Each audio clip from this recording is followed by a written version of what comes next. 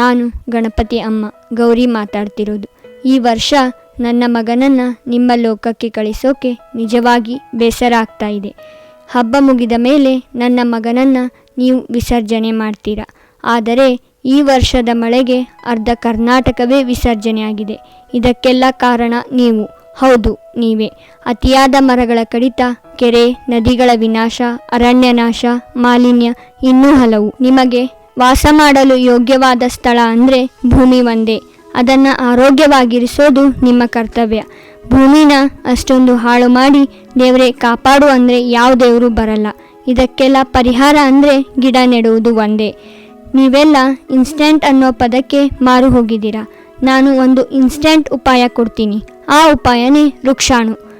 ಮಣ್ಣು ಹಾಗೂ ಗೊಬ್ಬರವನ್ನು ಮಿಶ್ರಣ ಮಾಡಿ ಯಾವುದಾದರೂ ಒಂದು ಮರದ ಬೀಜವನ್ನು ಮಣ್ಣು ಹಾಗೂ ಗೊಬ್ಬರದ ಮಿಶ್ರಣದಲ್ಲಿ ಇಟ್ಟು ಲಾಡು ಆಕಾರದಲ್ಲಿ ಕಟ್ಟಿ 5 ದಿನ ನೆರಳಿನಲ್ಲಿ ಒಣಗಿಸಿದರೆ ವೃಕ್ಷಾಣು ತಯಾರಾಗುತ್ತದೆ. ಈ ವೃಕ್ಷಾಣುವನ್ನು ನಿಮ್ಮ ಪ್ಯಾಂಟಿನ ಜೇಬಿನಲ್ಲಿ ಹಾಗೂ ನಿಮ್ಮ ವೆನಿಟಿ ಬ್ಯಾಗಿನಲ್ಲಿ ಇಟ್ಟುಕೊಂಡು ಮರಗಿಡಗಳು ಕಡಿಮೆ ಇರುವ ಪ್ರದೇಶದಲ್ಲಿ ಹಾಕಿದರೆ ಸಾಕು. ಗುಂಡಿ ತೋಡುವ ಅವಶ್ಯಕತೆ ಏನೂ ಇಲ್ಲ. ನೀರು ಹಾಕುವ ಸಂದರ್ಭವೂ ಬರುವುದಿಲ್ಲ.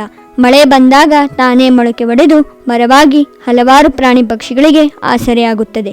ಈ ಕೆಲಸ ಮಾಡಿದರೆ ಯಾವ ದೇವರೂ ಬೇಡ, ಮರಗಳೇ ನಿಮ್ಮನ್ನ ಕಾಪಾಡುತ್ತವೆ. ವೃಕ್ಷೋ ರಕ್ಷತಿ ರಕ್ಷಿತಃ ಸರ್ವೋ ಜೀವಃ ಸುಖಿನೋ ಭವಂತು. ಶುಭಮಸ್ತು.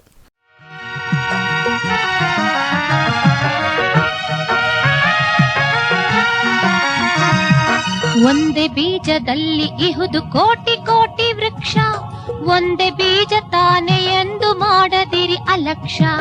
ಒಂದೇ ಬೀಜದಲ್ಲಿ ಇಹುದು ಕೋಟಿ ಕೋಟಿ ವೃಕ್ಷ, ಒಂದೇ ಬೀಜ ತಾನೆ ಎಂದು ಮಾಡದಿರಿ ಅಲಕ್ಷ. ಬಿತ್ತ ಬೀಜದಿಂದ ಮೊಳೆತು ಬಂದರಲ್ಲಿ ಸಸ್ಯ, ಮಗುವ ಕಂಡ ತಾಯಿಯಂತೆ ಮಮತೆ ಮಿಡಿವ ದೃಶ್ಯ. ಮಗುವ ಕಂಡ ತಾಯಿಯಂತೆ ಮಮತೆ ಮಿಡಿವ ದೃಶ್ಯ.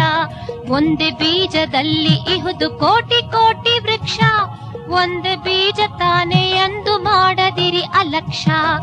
ಸಸ್ಯ ಹುಟ್ಟಿ ಸಸ್ಯ ಬೆಳೆದು ಸಸ್ಯದಿಂದ ಸಸ್ಯ, ನೋಡ ನೋಡುತ್ತಿದ್ದ ಹಾಗೆ ವೃಕ್ಷ ಲಕ್ಷ ಲಕ್ಷ. ನೋಡ ನೋಡುತ್ತಿದ್ದ ಹಾಗೆ ವೃಕ್ಷ ಲಕ್ಷ ಲಕ್ಷ.